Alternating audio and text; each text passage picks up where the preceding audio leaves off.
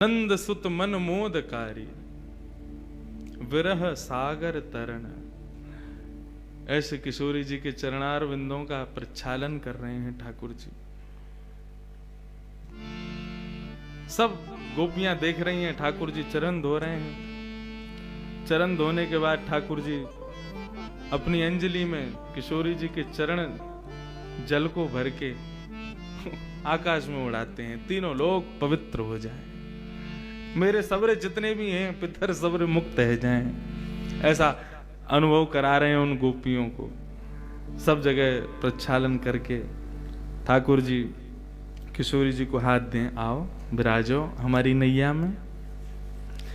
किशोरी जी जैसे विराजन लगी, इतने में ही सब गोपी भी आने लगी। ठाकुर जी, तुम कहाँ चली आ रही हो सबरी? मेरी नैया में इतनी जगह ना है कि तुम सबरे बैठो, केवल श्यामा जी विराजेंगी। आपकी जो सिरमोर हैं यही विराजेंगी, और कोई कुछ जगह ना है मेरी नैया में। सबरी सखी बोली, अरे अरे भैया, नेक दूर की तो बात है, नेक माँ को पार करनो है, इतनी सी देर के काजे काई को नाटक करे। और महाराज लपक लपक करके सबरी गोपी चढ़ गई।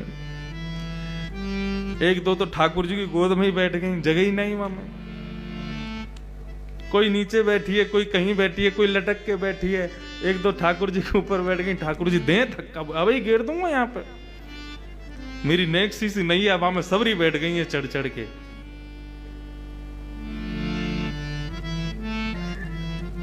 अभी भैया एक पद दिखा रहे थे श्री ध्रुवदास जी को, वहां में नैया देखो कितनी सुंदर वर्णन, यहाँ की नैया देखो। ये पहलो नौका विहार है, बाकी बात तो फिर बहुत सुंदर सुंदर नौका आई, वहां में ठाकुर जी आनंद कर रहे हैं, वो सब है। लेकिन हमारे ब्रजवासी ब्रज के भाव सो तो ऐसो ही बता मैं। नेक सी नौका में सबरे बैठ गए। अब ठाकुर जी नौका चलाना शुरू किए। जैसी नौका नेक दूर गई अपने स्थान से, नेक दूर जाते ठाकुर जी तो उबासी लेने लगे जोर जोर की। कभी यहाँ को हूं मैं, कभी वहां को हूं मैं। गोपी बोली, कहा भैया तेने पतवार क्यों छोड़ दी, चला काई कुनारो? बोले, वो कहा मुंह को भूख लग रही है बहुत जोर से, और जब तक मुंह को भोजन नहीं मिलेगा तब तक मैं आगे नौका कैसे लेके जाऊं। गोपी बोली, अब या बीच भंवर में तो को भोजन कहां तिला में? बोले, तुम सबन पे जो ये मटकी रखी कहाँ है? तुम्हारा घी दूध दही कछु बिकोना है ना, लाओ खोल खोल के सबरे धरो मेरे आगे। पहले पेट पूजा हो गई, तभी मुंह में बल आवेगा, तभी नौका चलेगी। अकेली नौका छोटी सी मेरी, बाकू तो मैं कैसे चला लूं? बा में तुम सबरी बैठ गई हो मोटी मोटी सी, तो फिर कैसे चले आगे? कछु खवाओ पहले मुंह को। सब आनंद भी ले रही हैं। सबन ने अपनी अपनी मटकी खोल दी। बोले, बिको तो कछु है ना है, चलो यही धर दो आके सामने। हाँ, कहीं पतो चली पल्लंगू पहुंच गए होके कछु द्रव्य दो तो हम कहते हो देंगे, हमने दही तो दे दियो तो है। सबन ने खोल खोल के ठाकुर जी के आगे धर दियो। ठाकुर जी टेढ़ी सी नजर करने लगे। तुम्हें पतो ना है, मैं अपनी मैया को बहुत लाड़ लूं, अपने हाथन से ना पाऊं, मुंह को पवानो पड़े। गोपी बोली, भैया ऐसा मला पहली बार मिलो है, पीछे ही पड़ गो है। सब गोपियां आने लगी आकर के अपने हाथन से। ठाकुर जी बोले, तुम में तो बदबू आ रही, तुम सबरी हटो, तुम्हारे हाथन से नहीं पाऊंगा।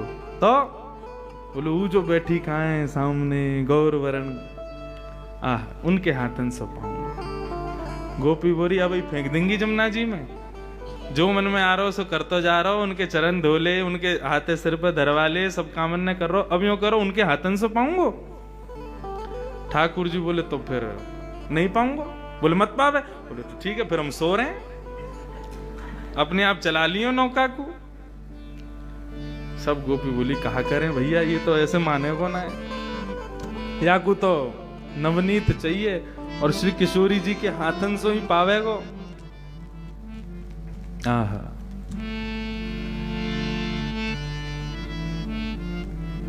किशोरी जी के पास में ललता विशाखा गई, हे श्यामा जी, हमें पता आपको श्रम बहुत है, लेकिन अब ये नदी पार करनी है, और यही उपचार है, यही के सहारे हमें करनी है, या की बात न माननी पड़ेगी।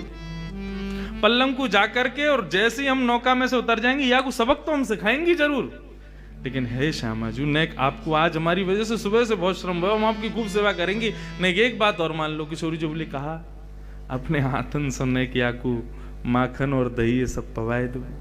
किशोरी जी बोली तुम कैसे सोच सको, जन कौन है, कहां ते आयो, या कुछ जानू ना मैं, ऐसो कारो कारो सो तब ते घूरू रहो मुकू, कैसे पवाऊं याकू। किशोरी जी नेक श्रम, हम तो खूब कह रही हैं तू हमें देख ले, देख ही ना रहो, हम तो खूब कह रही हैं हमारे हाथन ते पाले, हमारे हाथन ते पाई ना रहो, आपको ही संग चाहिए बाकी।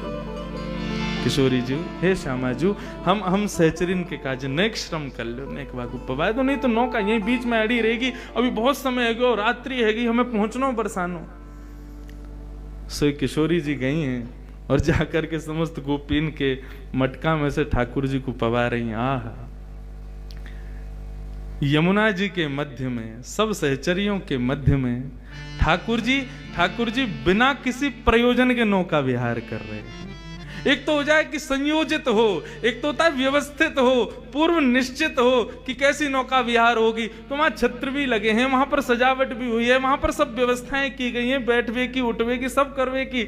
लेकिन आज ठाकुर जी बिना प्रयोजन के, बिना नियोजन के, बिना किसी व्यवस्था के नौका विहार कर रहे हैं। ये ठाकुर जी की प्रथम नौका विहार है श्री किशोरी जी के साथ। यमुना